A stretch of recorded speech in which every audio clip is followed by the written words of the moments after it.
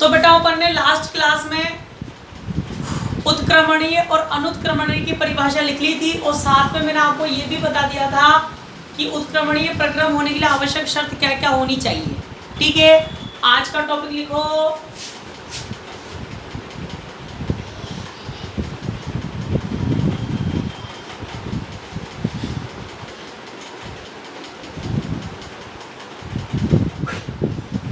ऊष्मा इंजन। ऊष्मा engine, heat engine,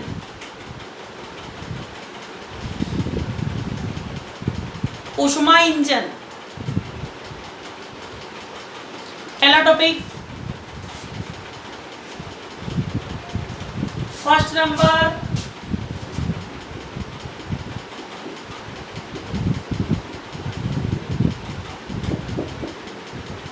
परिभाषा। फर्स्ट नंबर परिभाषा। कुछ भी नहीं पढ़ाया बेटा, ये टॉपिक लिख ले। कुछ भी नहीं पढ़ाया, बस ये टॉपिक लिख ले। ऊष्मा इंजन, पहला टॉपिक परिभाषा। अब बेटाओ मेरी बात सुनो ध्यान से। इंजन का नाम तो बच्चे बच्चे ने सुना होगा।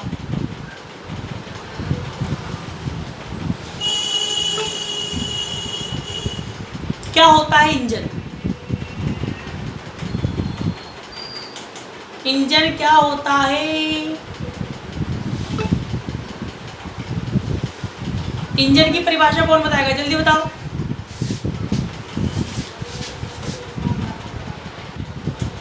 इंजन का ही हो गए हैं, ध्यान सुनना। एसी मशीन जो एक प्रकार की एनर्जी को दूसरे प्रकार की एनर्जी में बदलती है।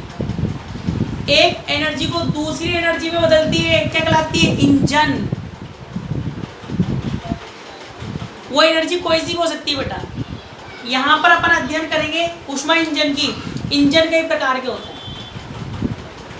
जैसे आपकी गाड़ी में आता है पेट्रोल इंजन, बड़ी बड़ी गाड़ियों में आता है डीजल इंजन, ऐसे। तो बेटाओं यहाँ पर अपन ऊष्मा इंजन की बात करेंगे और ऊष्मा इंजन की कार्य प्रणाली समझने के लिए आप या तो शोले पिक्चर देखो।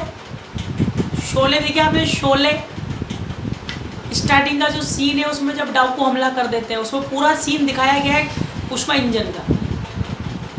या तो शोले पिक्चर देखो, नहीं देखी तो आज देखना। वैसे भी नेट है तुम्हारे पास, यूट्यूब पे देख लेना, स्टार्टिंग में डाल देना शोले का ट्रेन वाला सीन, ठीक है। या फिर गदर का लास्ट वाला सीन देखो। गदर पिक्चर है सनी देओल की, उसका लास्ट वाला सीन देखो, जब वो पाकिस्तान से इंडिया आता है ट्रेन में बैठ के।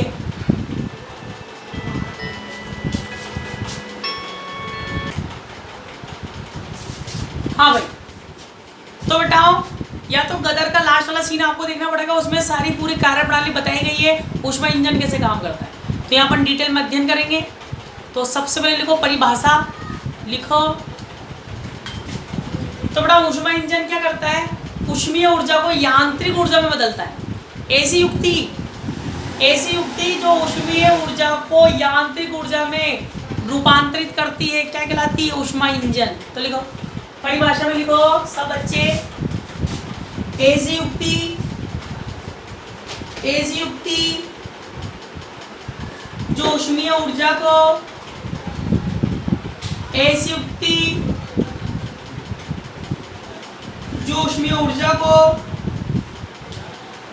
यांत्रिक ऊर्जा में,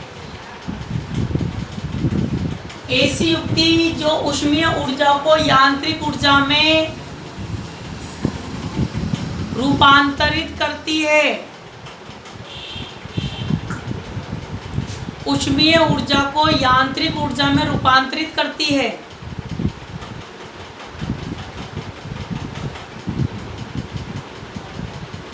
ऊष्मीय ऊर्जा को यांत्रिक ऊर्जा में रूपांतरित करती है, ऊष्मा इंजन कहलाता है। ऊष्मा इंजन कहलाता है।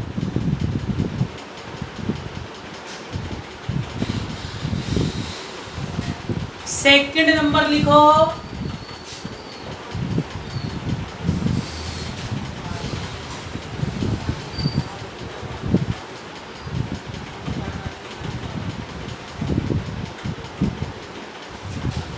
मुख्य भाग, मेन पार्ट, मुख्य भाग, इसमें लिखो बेटाओ, इसमें लिखो इसके मुख्य भाग निम्न है।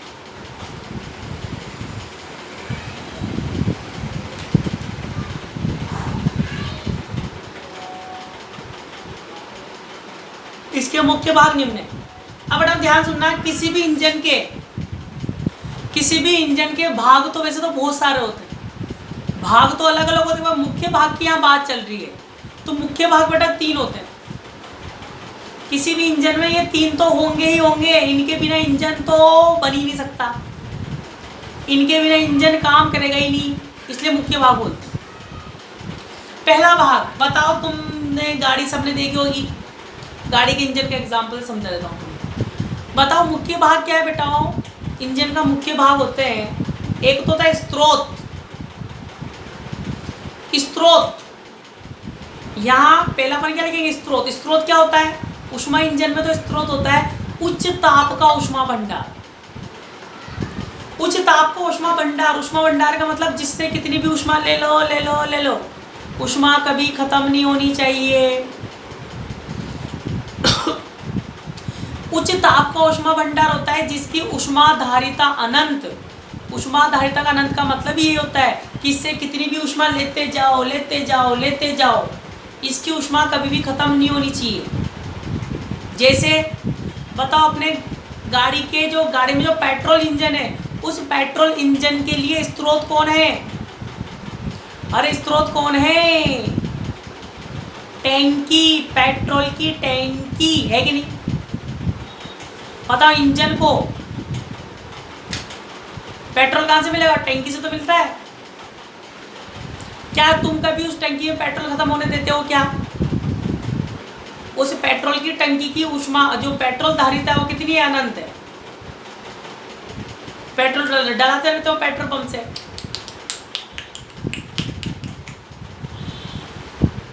तो पहली चीज बेटा स्रोत, पहली चीज क्या है? स्रोत। बचपन से पेट्रोल लगा के गाड़ी चला रहे हो, डिस्क्याओ घूम रहे हो, गलियों के चक्कर लगा रहे हो, इधर घूम रहे हो उधर घूम रहे हो, ठीक है। दूसरी चीज कार्यकारी पदार्थ। पहली चीज है बेटा सोर्स। पहली चीज क्या है? सोर्स, जिसकी हीट कैपेसिटी कितनी होती है? इनफाइनाइट, जिससे कितनी भी हीट ले लो उसकी हीट में कोई कमी नहीं आनी चाहिए, क्या कहलाता है? सोर्स। दूसरा है वर्किंग सब्सटेंस, कार्यकारी पदार्थ।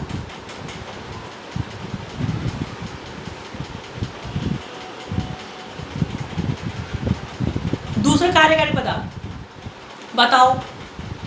कार्यकारी पदार्थ ही एक प्रकार की ऊर्जा को दूसरी प्रकार की ऊर्जा में बदलता है। जैसे पेट्रोल इंजन के लिए पेट्रोल में होती है केमिकल एनर्जी, रासायनिक ऊर्जा होती है। उस केमिकल एनर्जी को पेट्रोल इंजन किसे बदलता है? मैकेनिकल एनर्जी बदलता है, यांत्रिक ऊर्जा में बदलता है। ऐसे यहाँ भी कार्यकारी पदार्थ क्या करेगा? ऊष्मीय ऊर्जा को किसे बदलेगा? यांत्रिक ऊर्जा में बदलेगा। दूसरा होता है कार्यकारी पदार्थ वर्किंग सब्सटेंस।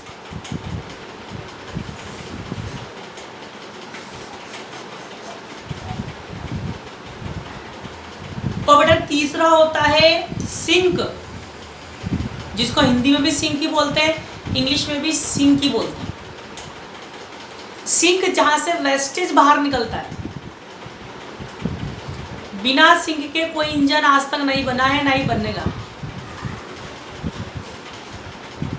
तो बताओ, तीसरा है सिंक, जहां से वेस्टेज बाहर निकलता है। बताओ, आपका जो पेट्रोल इंजन है, उस पेट्रोल इंजन में से एक साइलेंसर लगा होगा जिसमें धुआं बाहर निकलता है, काला काला, डिस्क्याओ। हाँ क्या? अरे हाँ क्या ना?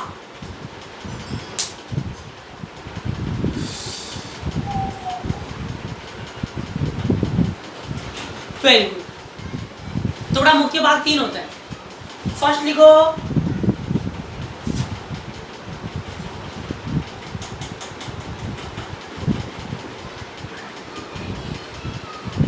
स्रोत, इसमें लिखो यह उच्च ताप का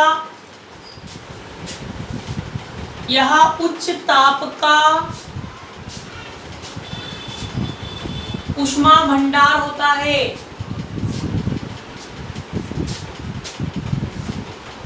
यह उच्च ताप का ऊष्मा भंडार होता है जिसकी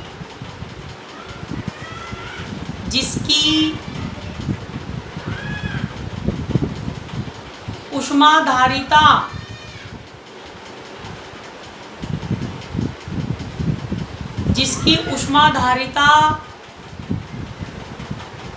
अनंत होती है।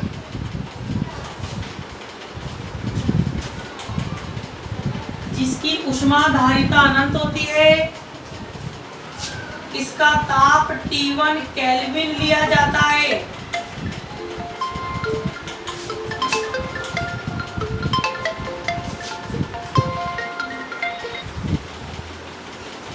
जिसका ताप T1 केल्विन लिया जाता है, लिख लिया। सेकंड को बताओ,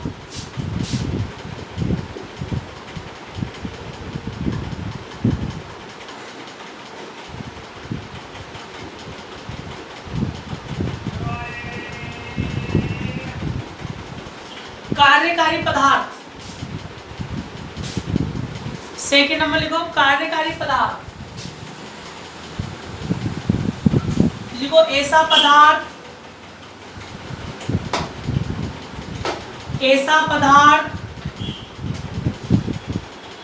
जो ऊष्मा को कार्य में बदलता है।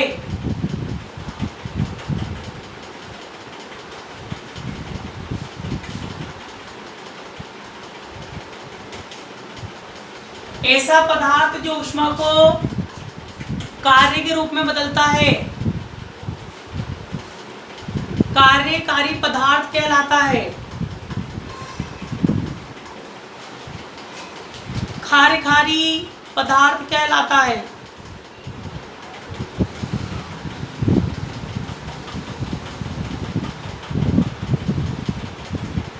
अगली लाइन से लिखो, कार्यकारी पदार्थ को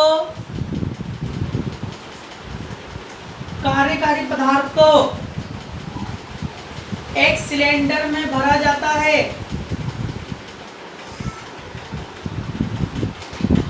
एक सिलेंडर में कार्यकारी पदार्थ को एक सिलेंडर में भरा जाता है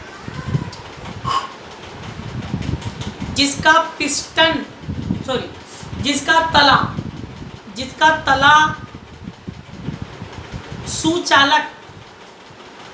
तला सुचालक कंडक्टिंग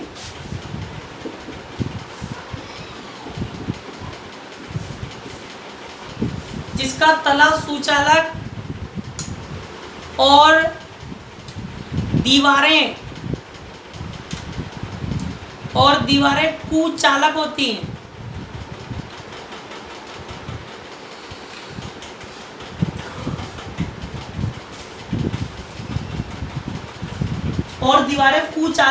हैं।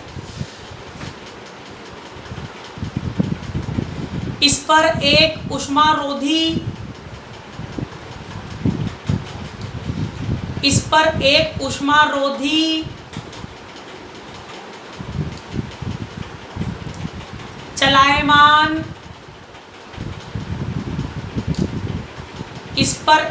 ऊष्मारोधी चलायमान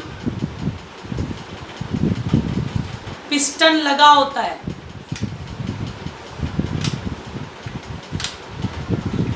इस पर एक ऊष्मारोधी चलायमान पिस्टन लगा होता है। आगे लिखो, कार्यकारी पदार्थ के रूप में कार्यकारी पदार्थ के रूप में वीडियो ऑन कर लो। कार्यकारी पदार्थ के रूप में वीडियो ऑन कर लो। वायु का वीडियो ऑन कर लो। उपयोग किया जाता है। वायु वीडियो उपयोग ऑन कर लो किया जाता है, वायु का उपयोग किया जाता है। Very good. थर्ड लिखो, थर्ड लिखो, थर्ड।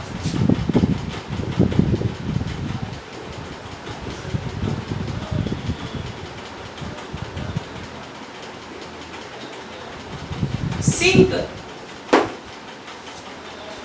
सिंक ये लिखो,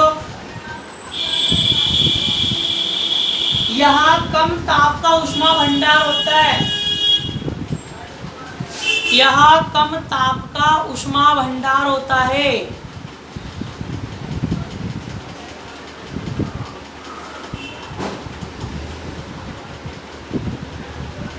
जिसकी ऊष्माधारिता अनंत होती है,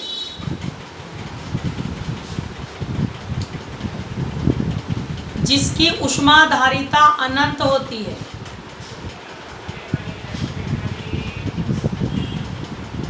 कम ताप का ऊष्मा भंडार होता है जिसकी ऊष्माधारिता अनंत होती है। इसका ताप T2 केल्विन लिया जाता है।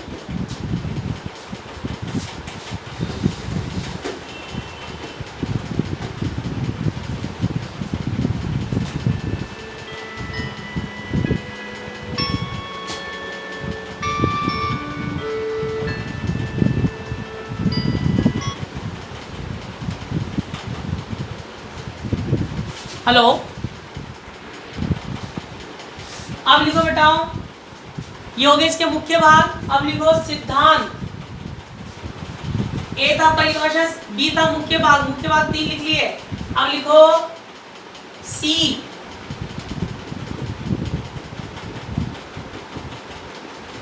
सिद्धांत प्रिंसिपल, सिद्धांत प्रिंसिपल। इसमें लिखो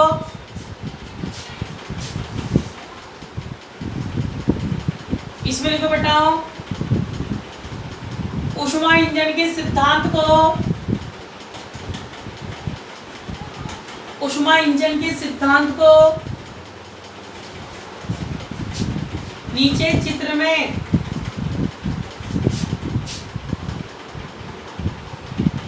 ऊष्मा इंजन के सिद्धांत को नीचे चित्र में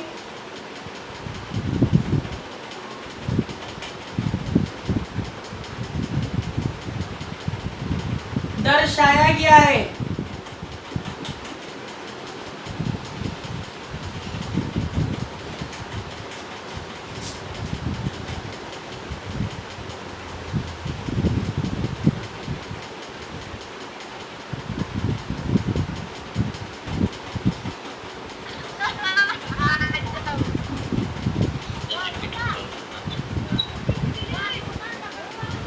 तो बेटा ऊष्मा इंजन में 3 भाग होते हैं, माइक ऑफ कर लो। पहला होता है सोर्स,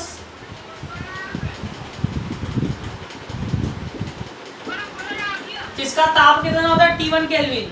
दूसरा होता है बेटा सिंक,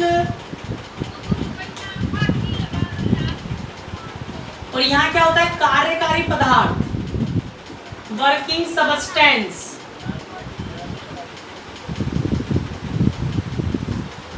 कार्यकारी पदार्थ। तो बेटा इंजन में क्या होता है, बेटा किसकी आवाज है, तो किसका माइक ऑन हो रहा है ये पीछे से? पूजा वर्मा, पूजा वर्मा, पूजा वर्मा। वेरी गुड, समझदार छोरी, नाम लेके समझ गई हो। चलो तो बताओ क्या होता है कि कार्यकारी पदार्थ स्रोत से Q1 ऊष्मा लेता है, ऐसे आप समझ सकते हो। आपने गाड़ी स्टार्ट करी, इंजन ने टैंक से पेट्रोल लिया, कार्यकारी पदार्थ ने स्रोत से ऊष्मा ली, क्या किया, W कार्य किया। क्या किया, W कार्य किया। जैसे गाड़ी स्टार्ट होगी, आपको एक जगह से दूसरी जगह पर पहुंचाएगी, मतलब कार्य करेगी, और पीछे से क्या निकालेगी, धुआं। तो कार्यकारी पदार्थ ने Q1 ऊष्मा ली, W कार्य किया, Q2 ऊष्मा किसको दे दी,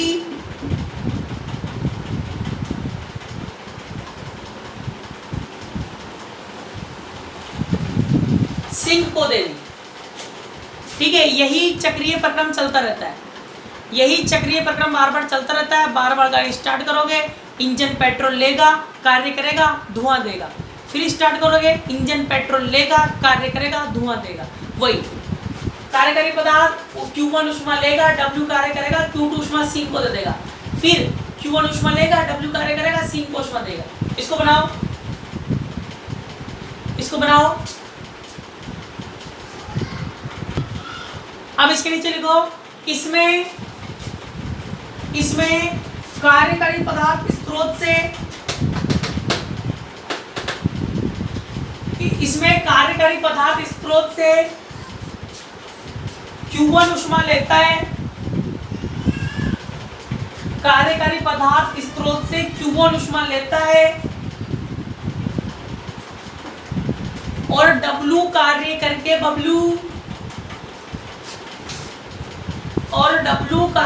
बबलू शेष Q2 ऊष्मा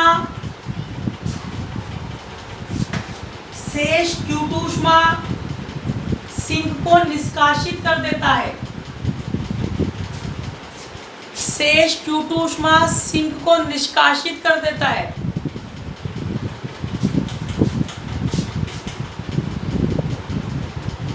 और प्रारंभिक अवस्था में लौट आता है।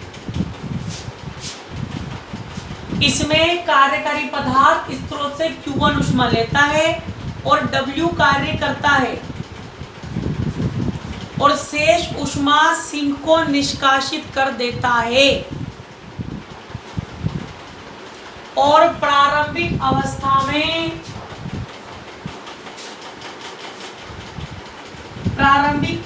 में लौट आता है।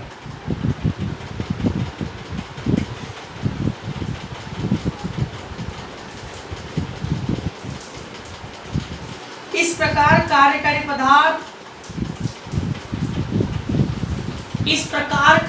पदार्थ चक्रीय प्रक्रम करते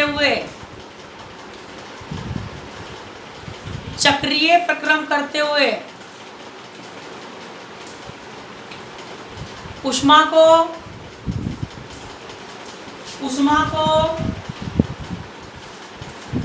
कार्य में परिवर्तित करता है।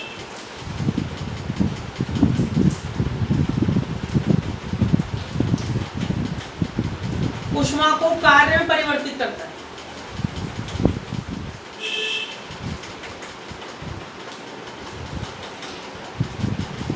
चले बेटाओ, अब लिखो ऊष्मा इंजन की दक्षता, डी पॉइंट आएगा।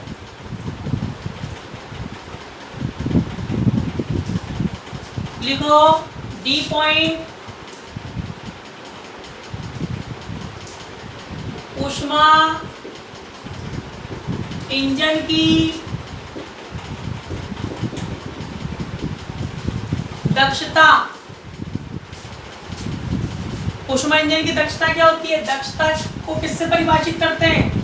ली गई ऊष्मा के सापेक्ष कितनी ऊष्मा ले रहा है, कितना कार्य कर रहा है, उसको बताने वाला गुणांक क्या कहलाता है? दक्षता। और बेटा दक्षता बताती है कार्य करने की क्षमता को बताती है। मतलब किसी गाड़ी की या किसी इंजन की दक्षता ज़्यादा अच्छी है, मतलब वो ज़्यादा अच्छा काम करता है। किसी की दक्षता खराब है तो किसी की कोई कम कार्य करता है। भाई एक है बजाज की प्लेटिना बाइक, बजाज की प्लेटिना बाइक है, प्लेटिना, और एक KTM 220, KTM 200 ले लो। बताओ कौन से इंजन की दक्षता अच्छी होगी?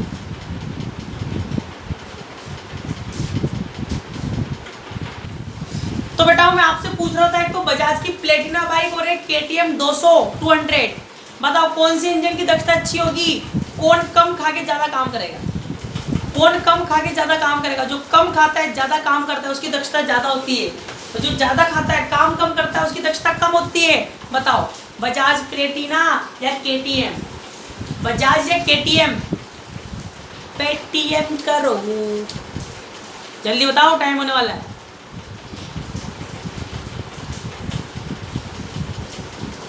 अरे कौन सी गाड़ी कम खा के ज्यादा अच्छा काम करेगी?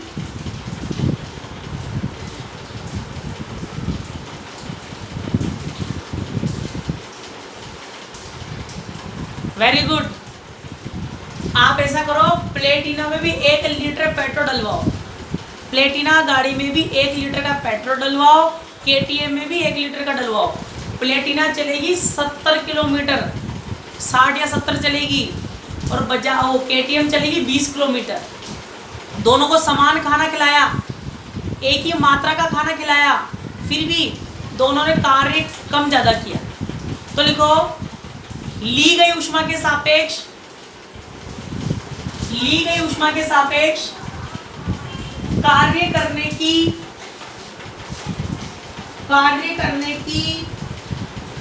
क्षमता को, कार्य करने की क्षमता को बताने वाला गुणांक, कार्य करने की क्षमता को बताने वाला गुणांक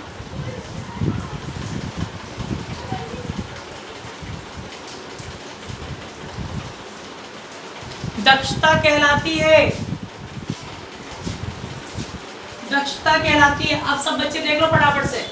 तो बेटा दक्षता को दर्शाते हैं ईटा से, दक्षता को दर्शाते हैं ईटा से। ईटा बराबर क्या होता है? W/Q। ठीक है, तो बताओ क्या लिखेंगे? ऊष्मा गतिकी के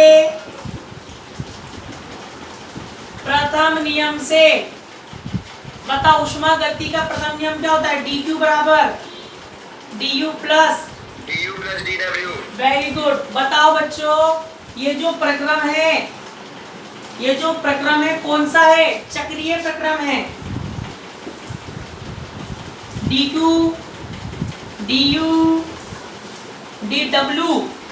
तो बेटाओ Q1 ऊष्मा ले रहा है, Q2 ऊष्मा ले रहा है, Q1 ऊष्मा ले रहा है, Q2 ऊष्मा दे रहा है, तो dQ हो जाएगा Q1 माइनस का Q2, Q1 माइनस Q2। और बेटा चक्रीय प्रक्रम के लिए याद रखना, 11th क्लास में सिद्ध भी करके दिखाते हैं, चक्रीय प्रक्रम के लिए आंतरिक ऊर्जा में परिवर्तन 0 होता है। आंतरिक U क्या होती है? Internal energy. आंतरिक ऊर्जा में परिवर्तन कितना? 0। चक्रीय प्रक्रम के लिए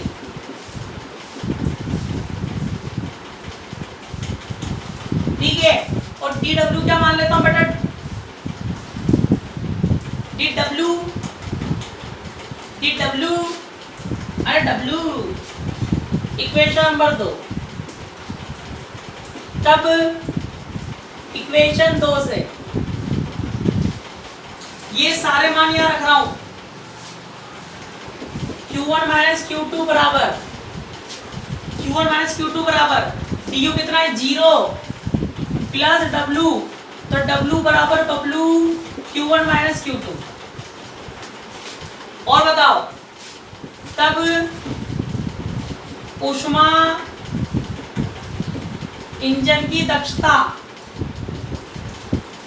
ईटा बराबर क्या आएगा? Q1 minus Q2 upon Q1। W का मान रख दिया बेटाओ, अपॉन में Q1 से M2 से ईटा बराबर क्या आएगा? अलग अलग कर लो, 1 माइनस Q2 अपॉन Q1। हाँ कि ना? सभी बच्चे छाप लो इसको।